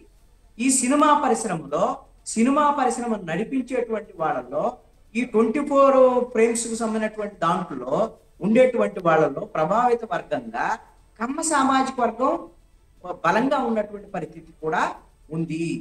కాబట్టి వాళ్ళు చెప్పినటువంటి దానికి అనుగుణంగా దానికి సంబంధించినటువంటి కార్మికులు అక్కడ దాని మీద ఆధారపడ్డటువంటి పరోక్షంగా ఆధారపడ్డటువంటి వాళ్ళు కూడా ఎంతో కొంత ఆ సామాజిక వర్గానికి ప్రభావితానికి గురయ్యేదానికి అవకాశం ఉంది. కానీ మీరు ఇక్కడ గమనిస్తే మొన్న ఎన్నికల్లో 2023 జరిగినటువంటి ఎన్నికల్లో మాగంటి గోపీనాథ్కు బహుశా ఈ కమ్మ సామాజిక వర్గం సపోర్ట్ చేసి ఉండొచ్చు. కానీ ఆ సమయంలో ఆంధ్ర మూలాలు ఉన్నటువంటి వాళ్ళు ఈ కమ్మ సామాజిక వర్గానికి తెలుగుదేశానికి సంబంధించినటువంటి వాళ్ళు అక్కడ తెలుగుదేశం పోటీ చేయాలి. వాళ్ళందరూ కాంగ్రెస్ పార్టీకి బహిరంగంగా మద్దతు ఇచ్చారు. కానీ మాగంటి గోపీనాథ్ గెలిచారు. అందుకని ఇప్పుడున్నటువంటి పరిస్థితుల్లో ఆ వ్యాపార వర్గాలకు సంబంధించినటువంటి కమ్మ సామాజిక వర్గం వాళ్ళు రీసెంట్ గా రేవంత్ రెడ్డితో సమావేశం. ఎందుకు? వాళ్ళందరూ కూడా వివిధ వ్యాపారాలు చేసేటువంటి వాళ్ళు. ఆ వ్యాపారాలు చేసేటువంటి వాళ్ళు ప్రభుత్వంతో దగ్గరగా ఉంటే మంచిదనేటువంటి ఆలోచనలతో కూడా ఉండొచ్చు. కాబట్టి నిజంగా కమ్మ సామాజిక వర్గ వ్యాపారవేత్తలు ఆంధ్ర మూలాలు ఉన్నటువంటి వాళ్ళు అని వీళ్ళకిన రేవంత్ రెడ్డి ప్రభావంతో లేదా ప్రభుత్వం ఉందనేటువంటి దాంతో కాంగ్రెస్ పార్టీకి మద్దతు ఇస్తే అది మరింత బలమయ్యేదానికి అవకాశం ఉండొచ్చు. లేదు అంటే మాగంటి గోపీనాథ్ మా సామాజిక వర్గం అతను చనిపోయాడు, వాళ్ళ సతీమణి సునీత నిలబడ్డారు కాబట్టి మనం ఆవిడకి మద్దతు ఇద్దామని సెంటిమెంట్ గిన వాళ్ళు మద్దతు ఇచ్చి ఏమైనా సరే వాళ్ళ చుట్టూ ఉన్నటువంటి ఓటర్లని అటువైపు టర్ను చేసేటువంటి పరిస్థితి ఉంటే, సింపతి పని చేస్తే అది బీఆర్ఎస్ కు ఉపయోగపడేటువంటి అంశంగా ఉండొచ్చు. మీరు ఇంకొక క్వశ్చన్ వేశారు. అసలు ఇది టెక్నికల్ గా ఒక ఎలక్షన్ కోడ్ ఉన్న సమయంలో మంత్రి పదవి ఎలా ఇస్తారు అనేటువంటి దాన్ని, ఒకవేళ ఎలక్షన్ కోడ్ ఉండి నిబంధనలకు విరుద్ధంగా ఈ విధమైనటువంటి పరిస్థితి ఉంటే గవర్నర్ ఎట్టి పరిస్థితిలో దానికి యాక్సెప్ట్ చేయాలి. గవర్నర్ కదా ప్రమాణ స్వీకారం చేయించింది. ఇప్పుడు ఎక్కడ జూబ్లీ హిల్స్ అసెంబ్లీ నియోజకవర్గ పరిధిలో మాత్రమే ఎన్నికల కమిషన్ కి సంబంధించినటువంటి వాళ్ళ పరిధి ఉంటుంది. మిగతా రాష్ట్రం అంతా అక్కడ శాసన సభ్యులు అందరూ ఎన్నుకున్నటువంటి ప్రభుత్వానికి సంబంధించినటువంటి ముఖ్యమంత్రి, అధికారంలో ఉండేటువంటి కాంగ్రెస్ అధికార పక్షము వాళ్ళు వాళ్ళ ప్రభుత్వంలో ఒక కొత్త మంత్రిని తీసుకోవాలని వాళ్ళు నిర్ణయం చేసిన తర్వాత అది రాష్ట్రానికి అంతా సంబంధించిన రాష్ట్రం యూనిట్ గా తీసుకున్నటువంటి నిర్ణయానికి సంబంధించినటువంటి వ్యవహారం. కానీ తీసుకున్నదైతే ఎన్నికల కోసమే తీసుకున్నారు. అలాగని టెక్నికల్ గా దాన్ని మీరు ఈ ఎన్నికల సమయంలో ఈ నిర్ణయం తీసుకోకూడదు అని చెప్పడానికి లేదు. అలా ఉందనుకోండి, సపోజ్ ఏ బీఆర్ఎస్ బీజేపీయో మేము కోర్టుకి వెళ్తాం, మీరు దీన్ని ఆపమని వెళ్తే కోర్టు ఒకవేళ అది నిబంధనలకు విరుద్ధం అంటే ఆ నియామకాన్ని ఆపేదానికి అవకాశం కూడా ఉంటది. ఎలక్షన్ సమయంలో మీరు ప్రధానంగా ఆ ఎన్నికలకు సంబంధించినటువంటి ఎన్నికల కోడ్, అదే విధంగా ఆ ప్రాంతానికి సంబంధించినటువంటి ప్రభుత్వ రాజకీయపరమైన నిర్ణయాలు, అధికార పక్షం ఇష్టం వచ్చినట్టు నిర్ణయాలు చేయడానికి అవకాశం ఉండదు. సపోజ్ ఇప్పుడు జూబ్లీ హిల్స్ పరిధిలో ఏదన్నా ఒక కొత్త పథకం ప్రవేశపెట్టి మీ జూబ్లీ హిల్స్ లో ఉన్నటువంటి ఈ విధమైనటువంటి సపోజ్ ఒక బోరు బండ్ ఏరియానో లేదా మిగతా ప్రాంతాల్లో ఉన్నటువంటి కార్మికులందరికీ మేము ఇళ్ళు ఇచ్చేస్తాం అని బహిరంగ ప్రకటన ముఖ్యమంత్రి వచ్చి చేశాడు అనుకోండి, అదే నిబంధనలకు విరుద్ధం అవుతుంది. ఎన్నికల కోడ్కు సంబంధించినటువంటి వ్యవహారం ఇది. కొత్త హామీ ప్రభుత్వం వైపు నుంచి ఇవ్వకూడదు. సపోజ్ కొత్త హామీలు ఎన్నికల ఇది ఉన్నప్పుడు ఆ విధమైనటువంటి లోపాయకారిగా చాలా ప్రలోభాలకు గురి చేస్తారు. ప్రభుత్వం ఉంది కాబట్టి మేము చేస్తాం, మీ సమస్యను పరిష్కరిస్తాం అని చెప్పడం వేరు. ఏదైనా సరే ఇప్పుడు ఇంప్లిమెంట్ చేయకూడదు దానికి సంబంధించినటువంటి వ్యవహారం. కాబట్టి ఇది ఎన్నికల కోడ్కు సంబంధించినటువంటి విషయంలో మంత్రి పదవి ఇచ్చేటువంటి దాంట్లో అభ్యంతరం లేదు.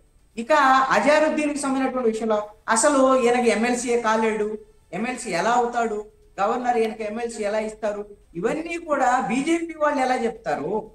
బీజేపీ వాళ్ళు చెప్పేటువంటి అంశం కాదు కదా. గవర్నర్ కోటాలో ఎవరెవరికి ఎమ్మెల్సీలు ఇవ్వాలి ఏమిటి అనేటువంటి దాని మీద ప్రభుత్వం ఒక ప్రతిపాదన చేస్తుంది అనుకోండి. గవర్నర్ దృష్టిలో ఉండేటువంటి వాళ్ళ దృష్టిలో గవర్నర్ కూడా కొన్ని పేర్లు ప్రతిపాదించవచ్చు. ప్రభుత్వం ప్రతిపాదించినటువంటి వాళ్ళని యాక్సెప్ట్ చేయొచ్చు. లేదు అంటే గవర్నరు ప్రభుత్వం ఇచ్చినటువంటి లేక కాంగ్రెస్ అధికారంలో ఉన్నటువంటి కాంగ్రెస్ వాళ్ళు ఇచ్చినటువంటి పేర్లని తిరస్కరించవచ్చు. ఇప్పుడు మొన్న జరిగినటువంటి దాంట్లో ఆల్రెడీ గవర్నర్ కోటాకు సంబంధించినటువంటి ఎమ్మెల్సీలకు సంబంధించినటువంటి విషయంలో టెక్నికల్ గా ప్రాబ్లం వచ్చి వాళ్ళ నియామకాలను రద్దు చేసినటువంటి పరిస్థితి, అలాంటి అనుభవం కూడా అక్కడ ఉంది. కానీ ఇప్పుడు పర్పస్ సర్వ్ అవుతుంది కదా కాంగ్రెస్ పార్టీకి. 6 నెలల వరకు అయితే ఆయన ఎమ్మెల్సీ అయినా కాకపోయినా, ఎమ్మెల్యే అయినా కాకపోయినా మంత్రి పదవి ఇవ్వటానికి కావాల్సినటువంటి రాజ్యాంగబద్ధమైనటువంటి వెసులుబాటు కాంగ్రెస్ పార్టీకి ఉంది రాజ్యాంగబద్ధంగా. ఆ ఫ్రీడమ్ ఉపయోగించుకొని ఇప్పుడు కాంగ్రెస్ పార్టీ ఉపయోగించుకొని ఏదో రకంగా ఆయన్ని రేపొద్దున ఎమ్మెల్సీ చేస్తాయి. ఒకవేళ కాలేదు, ఎమ్మెల్సీ కూడా కాలేదు, టెక్నికల్ ప్రాబ్లం వచ్చింది, మంత్రి పదవికి రాజీనామా చేస్తారు. తర్వాత ఏదో రకంగా ఆయనకి న్యాయం చేసేటువంటి ప్రయత్నం ఇంకో రకంగా జరిగింది, జరగకుండా ఉండదు కదా. ఈ లోపు జూబ్లీ హిల్స్ ఉప ఎన్నికల్లో ఎన్నికలు అయిపోతాయి. జూబ్లీ హిల్స్ ఎన్నికల కోసమే కదా ఈ ప్రక్రియ అంతా. అలాగని దానికోసమే చేసేసి ఆయన మళ్ళీ మంత్రి పదవి నుంచి దించేస్తారని నేను అనుకోను. ఎంతో కొంత నిజాయితీగా వ్యవహరిస్తారని అనుకుంటా. కానీ ఇప్పుడు యాక్చువల్గా ఇప్పుడు బీఆర్ఎస్ కానీ సార్ బీఆర్ఎస్ కానీ బీజేపీ కానీ ప్రభుత్వ వ్యతిరేక గురించి పదే పదే మాట్లాడుతున్నాయి.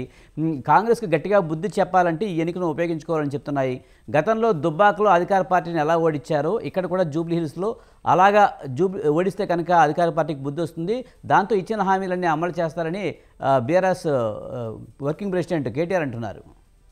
అయితే నిజంగా ప్రజల్లో ఈ 2 ఏళ్ల కాంగ్రెస్ ప్రభుత్వం పాలనకు సంబంధించి అర్బన్ ఓటర్లు, పేదవాళ్ల ఓటర్లకు సంబంధించిన వ్యవహారంలో వ్యతిరేకతగా ఉంటే జూబ్లీ హిల్స్ లో కాంగ్రెస్ పార్టీ ఎన్ని జిబిక్కులు చేసినా ఓటమి చెందేదానికి అవకాశాలు ఖచ్చితంగా ఉంటాయి. నిజంగా అంత వ్యతిరేకత ఉందా లేదా? అందుకు ఈ ఎన్నికలు ఖచ్చితంగా ఒక అగ్ని పరీక్ష లాంటి కాంగ్రెస్ పార్టీ. మీరు అందుకనే గమనించండి, 2023 ఎన్నికల్లో మీరు బిఆర్ఎస్ కి ఖచ్చితంగా జిహెచ్ఎంసి పరిధిలో మద్దతు ఇచ్చారు ప్రజలందరూ. జిహెచ్ఎంసిలో బిఆర్ఎస్ కి ఎక్కువ సీట్లు వచ్చినటువంటి పరిస్థితి ఉంది. మరి బలం అయితే బిఆర్ఎస్ కి ఉంది కదా, పట్టణ ప్రజలందరూ మద్దతు ఇచ్చారు కదా. అప్పుడే మద్దతు ఉన్నప్పుడు ఏది గ్రామీణ తెలంగాణ మొత్తం కూడా బిఆర్ఎస్ ఓడించాలని నిర్ణయించుకున్న తర్వాత పట్టణ ఓటర్లు బిఆర్ఎస్ కి మద్దతు ఇచ్చారు. మరి ఇప్పుడు ఉన్నటువంటి పరిస్థితిలో ప్రభుత్వాన్ని చూశారు. ప్రభుత్వాన్ని చూసిన తర్వాత ఈ 2 ఏళ్ల పాలన మీద సాటిస్ఫాక్షన్ ఉందనుకోండి, బిఆర్ఎస్ వద్దు, మనకి బిఆర్ఎస్ కానీ వీళ్ళ పాలన బాగానే ఉంది కాబట్టి వీళ్ళకి అవకాశం ఇద్దామని అనుకుంటే కాంగ్రెస్ పార్టీ గెలవచ్చు. లేదు, అప్పుడే బిఆర్ఎస్ కు మద్దతు ఇచ్చాం, ఇప్పుడు ఉన్నటువంటి వీళ్ళ మీద ఏదో కాంగ్రెస్ పార్టీ ప్రభుత్వం చూస్తే మరి ఎంత నష్టం కలిగించేటువంటి విధంగా ఉంది ఎరిగిన అక్కడ అర్బన్ పీపుల్ కి ఫీల్ అయ్యారనుకోండి, కాంగ్రెస్ ఓడిపోయింది. వీళ్ళు ఎన్ని ప్రయోగాలు చేసినా, అధికార బలాన్ని ఉపయోగించినా ఎట్లయినా ఓడిపోయేది అనుకోండి. మీరు అందుకనే మూసీ నదికి సంబంధించినటువంటి సుందరీకరణ సంబంధించినటువంటి నిర్ణయం విషయంలో కూడా బిఆర్ఎస్ మీరు గమనించండి, అసలు బిఆర్ఎస్ ప్రతిపక్షంలో ఉండి కనీసం వాయిస్ రైజ్ చేయలేనటువంటి పరిస్థితుల్లో ఒక ఆయుధంగా హైడ్రా ఒకటి, రెండోది మూసీ నది సుందరీకరణ, ఈ 2 అంశాలు బిఆర్ఎస్ కి అతి పెద్ద ఆయుధంగా కాంగ్రెస్ పార్టీ. ఇప్పుడు అదే ప్రచారం కూడా చేస్తున్నాయి. ఇప్పుడు హరీష్ రావు ఏం చెప్తున్నాడు, లేకపోతే కేటీఆర్ ఏం చెప్తున్నాడు, జూబ్లీ హిల్స్ లో కాంగ్రెస్ గెలిస్తే మీ ఇళ్ల మీద బుల్డోజర్లు వచ్చేస్తాయి, మీకు రౌడీలు వచ్చేస్తారు, మీ ఇళ్ల మీద రౌడీలు వచ్చేస్తారు అని నవీన్ యాదవ్ సంబంధించినటువంటి వాళ్ళ నాన్న రౌడీజం వ్యవహారం, రౌడీ షీట్ల వ్యవహారం, ఇప్పుడు హైడ్రాకి సంబంధించినటువంటి ఈ వ్యవహారం, ఇవన్నీ కూడా బిఆర్ఎస్ శక్తివంచన లేకుండా ప్రచారం చేస్తోంది. అయితే ఆ ప్రచారాన్ని ప్రజలు నమ్ముతారా లేదా అనేటువంటి అంశం ఇక్కడ ప్రచారంలో అయితే కాంగ్రెస్ పార్టీ ముందుంది, అధికారం అనేటువంటిది ఉంది, కులాల మతాన్ని ఉపయోగించుకునేటువంటి అజారుద్దీన్ రంగంలో దించింది, అదే విధంగా ఎంఐఎం ని తన వైపు పక్కనే పెట్టుకున్నది. అంటే ఒకసారి ఎలా ఉంటదంటే ఇవన్నిటిని బలాలన్నిటిని వెనకబెట్టుకోవటం వల్ల ఇది కూడా ప్రజల్లో వ్యతిరేకత తెచ్చేదానికి కూడా అవకాశం ఉండొచ్చు. ఇంత బలాన్ని బుల్డోజ్ చేసి ప్రజల యొక్క అభిప్రాయానికి భిన్నంగా కాంగ్రెస్ పార్టీ గెలవాలని చూస్తుంది అనేటువంటి విషయాన్ని గిన బిఆర్ఎస్ ప్రజల్లోకి తీసుకెళ్లగలిగితే అది కాంగ్రెస్ పార్టీకి ప్రతికూలమైనటువంటి ఫలితాలను కూడా ఇచ్చేదానికి అవకాశం ఉండొచ్చు. కాబట్టి ఈ ఎన్నికలు అనేటువంటిది ఖచ్చితంగా ఇటు బిఆర్ఎస్ కి అటు అధికార కాంగ్రెస్ పార్టీకి ఒక అగ్ని పరీక్ష లాగా ఉన్నాయి. భవిష్యత్తు రాజకీయాలు నెక్స్ట్ 3 years సంబంధించినటువంటి రాజకీయాలు ఈ ఎన్నికల ఫలితాలకు సంబంధించినటువంటి దాని మీదే ఆధారపడి ఉండేదానికి అవకాశం ఉంటుంది. ఒకవేళ కాంగ్రెస్ గెలిచింది అనుకోండి, ఇక బీఆర్ఎస్ కు పుట్టగతులు లేవు. ఇక బీఆర్ఎస్ ఇక్కడ ప్రజలు సిటీ ప్రజలు బీఆర్ఎస్ చాలా ఆశలు పెట్టుకుంది. ప్రభుత్వ వైఫల్యాలు, సానుభూతి ఈ రెండింటి మీదే గట్టిగా ఆశ పెట్టుకుంది. గెలుస్తామన్న నమ్మకంతో ఉంది. ఈ రెండు కూడా అంతగా ప్రభావం చూపే అవకాశం ఉందంటారా? ఒక దశలో ఖచ్చితంగా ప్రభావం చూపించేటువంటి అంశాలేనండి ఇవి. దాంట్లో డౌట్ ఏం లేవు. ఎందుకోసమంటే మన భారత రాజకీయాల్లో ఒక కుటుంబంలో ఎవరైనా చనిపోతే ఆ కుటుంబం నుంచి ఇంకొకళ్ళు పోటీ చేస్తే వాళ్ళకు మద్దతు ఇచ్చినటువంటి పరిస్థితులే ఉన్నాయి. కానీ దుబ్బాకులో దానికి భిన్నమైనటువంటి ఫలితాన్ని చూసాం కదా మనం. కానీ ఇక్కడ కూడా అలా జరిగింది అని అంటే అక్కడ అభ్యర్థులకు సంబంధించినటువంటి విషయంలో దుబ్బాకు సంబంధించినటువంటి రఘునందన్ రావు అభ్యర్థిత్వము, అదే విధంగా అక్కడ చనిపోయినటువంటి కాంగ్రెస్ పార్టీకి సంబంధించినటువంటి అభ్యర్థి సతీమణికి సంబంధించిన ఆ అభ్యర్థిత్వం మీద కొంత వ్యతిరేకత, అంత పెద్ద యాక్సెప్టెన్సీ ఓటర్ల నుంచి రాలేదు. కాబట్టి అలాంటి వేరియేషన్ ఇక్కడ జూబ్లీహిల్స్ ఎన్నికల్లో ఉంటాయని నేను అనుకోవట్లా. సింపతి ఎంతో కొంత పనిచేస్తుంది, నో డౌట్. కాంగ్రెస్ పార్టీ చాలా రకాల ప్రయోగాలు చేసింది. ఇందాక కాంగ్రెస్ నాయకులు శివప్రసాద్ గారు, శివకుమార్ గారు మాట్లాడారు. వీళ్ళు ప్రయోగాలు ఎన్ని ప్రయోగాలు చేశారంటే మాగంట గోపీనాథ్ అసలు భార్య ఎవడ కాదు, సునీత కాదు అని మాగంట గోపీనాథ్ సంబంధించినటువంటి వాళ్ళ సతీమణి వాళ్ళ అబ్బాయికి సంబంధించినటువంటి వాళ్ళ మేతతో కూడా మాట్లాడారు. దాని వెనక కూడా కాంగ్రెస్ పార్టీ ఉంది అనేటువంటిది కూడా ఒక ప్రచారం ఉంది. కానీ ప్రజలు ఎప్పుడూ కూడా ఈ విధమైనటువంటి రాజకీయ నాయకుల విషయంలో అసలు మొదటి భార్య ఎవరు, రెండో భార్య ఎవరు, మూడో భార్య ఇవి కాదండి.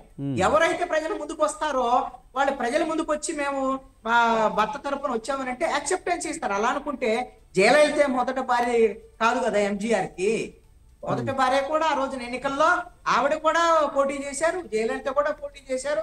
ఎంజీఆర్ తర్వాత ఏమైంది, ఈ జయలలితకు ప్రజలు మద్దతు ఇచ్చారు, తమిళనాడు ప్రజలందరూ కూడా. తర్వాత ఎంజీఆర్ భార్య ఏం చేశారు, ఆవిడకే మద్దతు ఇచ్చారు కదా ప్రజలు. కాబట్టి ఆవిడే ఏఐడిఎంకేకి సంబంధించినటువంటి ఆవిడ నాయకురాలు అనేటువంటి విధంగా ప్రకటించేసి ఆవిడ రాజకీయాల నుంచి వాళ్ళు వైదొలిగినటువంటి పరిస్థితి ఉంది ఎంజీఆర్ భార్యకి. అందుకనే రాజకీయాల్లో ఆ అంశాలు నైతికమైనటువంటి అసలు భార్య ఎవరు, లేకపోతే రెండో భార్య ఎవరు, మూడో భార్య, ఈ అంశాలు చూడరు. కానీ ఇలాంటి ప్రయోగాలన్నీ కూడా కాంగ్రెస్ పార్టీ చాలా రకాల ప్రయోగాలు చేస్తారు, రాజకీయాల్లో చేస్తారు. ఎవరి ప్రయత్నాలు వాళ్ళు చేస్తారు కదా. ఇక్కడ ఎంఐఎంకు సంబంధించినటువంటి విషయంలో కూడా కాంగ్రెస్ పార్టీతో పూర్తిగా అంటే కలిసి ఉండనటువంటి ఎంఐఎం ఇప్పుడు ఈ ఎన్నికలు వచ్చేసరికల్లా మేము ఎంఐఎం కూడా కాంగ్రెస్ పార్టీకి మద్దతు ఇస్తున్నాం అనేటువంటి విధంగా మాట్లాడటం అనేటువంటి అంశం కూడా ఒక ముస్లిం ఓటర్లను తమ వైపు తిప్పుకోవడానికి పనికొచ్చేటువంటి అంశంగానే ఉండొచ్చు. కానీ ఈ అంశాన్ని సీరియస్ గా తీసుకొని అజారుద్దీన్ ప్రయోగము, లేకపోతే ఎంఐఎంకు సంబంధించినటువంటి వీళ్ళందరూ కాంగ్రెస్ పార్టీకి సంబంధించినటువంటి మొత్తం ముస్లింలకి మద్దతుగా కాంగ్రెస్ పార్టీ ఉంటుంది అనేటువంటి విధంగా నవీన్ యాదవ్ ఉన్నప్పటికీ కూడా బీసీలో ఉండేటువంటి హిందూ ఓటర్లు ఏవైనా సరే అలాంటి అంశాల మీద బీజేపీకి సంబంధించిన వైపు మొగ్గు చూపితే అదేమి కాంగ్రెస్ ఓటమికి నష్టం జరిగించేదానికన్నా బీఆర్ఎస్ ఓటమికి నష్టం కలిగించేదానికి అవకాశం ఉంది. ఎందుకు ఈ మాట అంటున్నానంటే బీజేపీకి పెరిగే ప్రతి ఓటు కూడా అది ప్రభుత్వ వ్యతిరేక ఓటే. కాబట్టి అది బీఆర్ఎస్ కి రావాల్సిన ఓటు. నిజంగా కాంగ్రెస్ పార్టీ ఓడిపోవాలంటే ప్రతి కాంగ్రెస్ పార్టీకి వ్యతిరేకంగా ఉండే ప్రతి ఓటు ప్రభుత్వానికి వ్యతిరేకంగా ఉండే ఓటు బీఆర్ఎస్ కి వెళ్ళాలి. అప్పుడు మాత్రమే బీఆర్ఎస్ గెలుపుకి అవకాశం ఉంటుంది. అందుకని ట్రయాంగిల్ పోటీ, బీజేపీ పోటీలో ఉండటం, బీజేపీ కూడా తన యొక్క బలం ఎంత ఉందని చెప్పుకోవాలనేటువంటి ప్రయత్నాలు. ఎందుకంటే 2028లో మేమే ప్రత్యామ్నాయం కాంగ్రెస్ పార్టీకి అని చెప్పుకునేటువంటి విధంగా మాకు 24 లోక్సభ ఎన్నికల్లో మాకు 8 పార్లమెంట్ స్థానాలు వచ్చినాయి కాబట్టి మేమే ప్రత్యామ్నాయం అని చెప్పుకుంటుంది కదా బీజేపీ. మరి ఇప్పుడు వాళ్ళు పోటీలో లేరనుకోండి, వాళ్ళు భవిష్యత్తులో ప్రత్యామ్నాయం చెప్పుకోవడానికి అవకాశం లేదు. వాళ్ళు ఓటు పెంచుకుంటారు. పెంచుకోవాలన్న ప్రతి ఎవరు గెలిస్తే వాళ్ళకేమైంది, ఎవరైనా ఒకటే, కాంగ్రెస్ అయినా బీఆర్ఎస్ అయినా వాళ్ళకి ఇద్దరు శత్రువులే. కానీ ప్రథమ శత్రువు అయితే మాత్రం నేను అనుకుంటున్నాను బీజేపీకి ఈ ఎన్నికల్లో అయితే మాత్రం బీఆర్ఎస్ఏ బీజేపీకి వ్యూహాత్మకంగా. ఎందుకు అంటే భవిష్యత్తులో బీఆర్ఎస్ కింద ఈ ఎన్నికల్లో ఓడిపోతే నైతికంగా మరింత దిగజారిపోయేటువంటి అవకాశం ఉంటుంది. ప్రజలకు ధైర్యంగా వెళ్ళేటువంటి అవకాశం ఉండకపోవచ్చు. వాళ్ళు అన్నటువంటి విధంగా ప్రభుత్వం మీద వ్యతిరేకత లేదనేటువంటి విషయం వస్తే ఇక బీఆర్ఎస్ లేదు, కాంగ్రెస్ పార్టీని ఈ అవినీతి కాంగ్రెసో లేదా హైడ్రా కాంగ్రెసో కూల్చివేత కాంగ్రెస్ వీళ్ళకి మేము వ్యతిరేకంగా మేమే నిలబడగలము, మా కేంద్రంలో అధికారంలో ఉంది, డబుల్ ఇంజిన్ సర్కార్ ఇవ్వండి అనేటువంటి విధంగా మరి బీజేపీ రేపు 2028 ఎన్నికలకు ముందుకు వెళ్ళటానికి వాళ్ళకు ఒక ఆదివం వస్తుంది. బీఆర్ఎస్ ఓడిపోతుంది. రైట్. శివకుమార్ గారు, ముఖ్యంగా మజ్లీస్ నేత అసదుద్దీన్ కనబడితే అటు కాంగ్రెస్ కానీ బీఆర్ఎస్ కానీ వంగి దండలు పెడతాయి. ఇప్పుడు కూడా ఆ కాంగ్రెస్ అభ్యర్థి ముసుగులో ఎంఐఎం అభ్యర్థి ఉన్నాడంటూ కూడా బీజేపీ కామెంట్ చేస్తుంది. ఈ కామెంట్స్ ఎలా చూస్తారు? బీజేపీకి ఏం పెద్ద అంశాలు లేవు. వాళ్ళు 12 సంవత్సరాలలో వాళ్ళు ఏం చేసిండ్రు అనేది కూడా ప్రజలు ఈరోజు నిలదీస్తుండ్రు. దానికి ఈ 12 సంవత్సరాలలో నరేంద్ర మోదీ చేసినది ఏంటి అనేది ప్రజలంతా అర్థం చేసుకున్నారు. దాంతో పాటు ఈరోజు పార్లమెంట్ ఏదైతే సికింద్రాబాద్ పార్లమెంట్ కి కిషన్ రెడ్డి గారు ఏం నిధులు తెచ్చారు తెలంగాణకి, లేకపోతే కిషన్ రెడ్డి గారు ఏదైతే సికింద్రాబాద్ పార్లమెంట్ లో ఏమి అభివృద్ధి చేసిండ్రు అనేది కూడా ప్రజలు ఈరోజు ఆలోచిస్తున్నారు. దాని మీద బీజేపీ మట్టుకు ఖచ్చితంగా వాళ్ళకి ఇప్పుడు మొత్తానికి వాళ్ళు గతంలో ఒక మాట అన్నారు, ఏమని, వరదలు వచ్చినప్పుడు జిహెచ్ఎంసీ ఎలక్షన్ జరిగినప్పుడు వాళ్ళకి మంచి మెజార్టీ రావడం జరిగింది. కానీ అదే బండి సంజయ్ అప్పుడున్నప్పుడు అధ్యక్షుడు కూడా ఇప్పుడు ఏమన్నాడు, కారు పోతే కారు, సెల్ ఫోన్ పోతే సెల్ ఫోన్, బండి పోతే బండి అన్నారు. ఇప్పటి వరకు ఇచ్చిండ్రా? అదే మాయ మాటలు చెప్పేస్తుంటే అది అయిపోయింది. దాని తర్వాత ఇప్పుడు ఏదైతే కాలాదాన్ లాయింగే అచ్చే దిన్ ఆయింగే అని చెప్పి నరేంద్ర మోదీ చెప్పిండు. కాలాదాన్ అనేది ఇప్పటివరకు రాలేదు, అచ్చే దిన్ ఎప్పుడు వస్తుందో, సత్యదీన్ అయితే వస్తుంది, రేట్లు పెరిగిపోయినాయి అనే రకంగా ఉండే. కాంగ్రెస్ పార్టీ ఉన్నప్పుడు 50 రూపాయలు పెట్రోల్ ఉంటే ఈరోజు 110 రూపాయలు పెట్రోల్. ఈ రకంగా ఆలోచిస్తూ పోతుంటే ఇప్పుడు మొన్న మనం ఇంతకుముందు నేను చెప్పినట్టే ఎల్ఐసి నిధులని మొత్తాన్ని తీసుకుపోయి ఆదానికి కట్టబెట్టిండ్రని చెప్పి ఇప్పుడు గగ్గోలు పెడుతుండ్రు. ఇప్పుడు ఈ జూబ్లీస్ ఎలక్షన్ అయిన తర్వాత సెంట్రల్ గవర్నమెంట్ లో మొత్తానికి ఇండియా కూటమి మొత్తం దీని మీదనే వ్యవహరిస్తుంది అనేది కూడా నాకున్న సమాచారం. ఇలా చెప్పుకుంటా పోతే ఈ బీజేపీ ప్రభుత్వం చెప్పింది ఒకటి, చేసేది ఒకటి, ఎవరిని కూడా సాటిస్ఫాక్షన్ చేయలేని పరిస్థితిలో బీజేపీ ప్రభుత్వం ఉంది. ఇంకోటి ఏదైతే వచ్చే రోజులలో బీసీనే ముఖ్యమంత్రి చేస్తున్నారు. ఇప్పటి వరకు ఒక బీసీ అధ్యక్షుని చేయలేని పరిస్థితిలో ఒక 1 year గుంజుకుపోయినారు. అట్లాగే ఈరోజు మళ్ళీ తీసుకుపోతే అక్కడ బీసీని ఇవ్వకుండా ఒక ఓసీని ఇవ్వడం జరిగింది. అంటే వీళ్ళు చెప్పేది ఒకటి, చేసేది ఒకటి అనేది ప్రజలకు తెలిసింది. అండ్ మోర్ ఎవర్ ఏదైతే గతంలో జరిగిన ఎంపీ ఎలక్షన్ లో కూడా క్రాస్ ఓటింగ్ బీఆర్ఎస్ బీజేపీ కుమ్ముకయ్యే ఈరోజు 8 సీట్లు రావడానికి ఒక అవకాశం అయింది. దానికి అసదుద్దీన్ ఓవైసీ ఏ కాన్స్టిట్యున్సీలా ఏ డివిజన్ లో ఓట్లు ఎట్లా ట్రాన్స్ఫర్ అయినాయి అనేది కూడా ఆయన మొత్తానికి డీటెయిల్స్ తోని చెప్పడం జరిగింది. ఇదంతా వాళ్ళ మధ్యన ఏదైతే మ్యాచ్ ఫిక్సింగ్ ఉందో అది ఉంది. ఇప్పుడు ఇంతకుముందు అనలిస్ట్ కృష్ణాంజనేయులు గారు చెప్పినట్టు వాళ్ళు మొత్తానికి చెప్పేది ఒకటి, చేసేది ఒకటి అనేది మొత్తానికి అర్థమైంది. ప్రజలలో మటుకు బీజేపీ మీద వ్యతిరేకంగా ఉంది. ఇప్పుడు రేపు జూబ్లీస్ లో జరిగే ఎలక్షన్ల మటుకు బీజేపీ ఒక క్యాండిడేట్ నిలబడిండు అనే రకంగానే ఉంటది తప్ప ఈరోజు కాంగ్రెస్ పార్టీ మధ్యన బీఆర్ఎస్ మధ్యనే ఉంటది. ఈరోజు బీఆర్ఎస్ లో కూడా హరీష్ రావు గాని కేటీఆర్ గాని వీళ్ళంతా కూడా చేతులు ఎత్తేసారు. కేటీఆర్ కి కూడా మాట్లాడడానికి అంశాలు ఎన్నో ఉన్నాయి. ఇప్పుడు ఈ 2 సంవత్సరాలలో కాంగ్రెస్ పార్టీ ఏదైతే ఫుల్ఫిల్ చేయండి చెప్పొచ్చు, కానీ అవి చెప్తలేరు. వాళ్ళు మొత్తానికి రౌడీ షీటర్ అనో ఇంకేదో అని చెప్పి వాళ్ళ అభియోగాలు వేస్తూ పోతుండ్రు తప్ప ఈరోజు ఏదైతే ప్రచారంలో కూడా వాళ్ళు చేతులు ఎత్తేసిండ్రు. మొత్తానికి శివకుమార్ గారు, టైం అయిందండి, మరోసారి మాట్లాడదాం.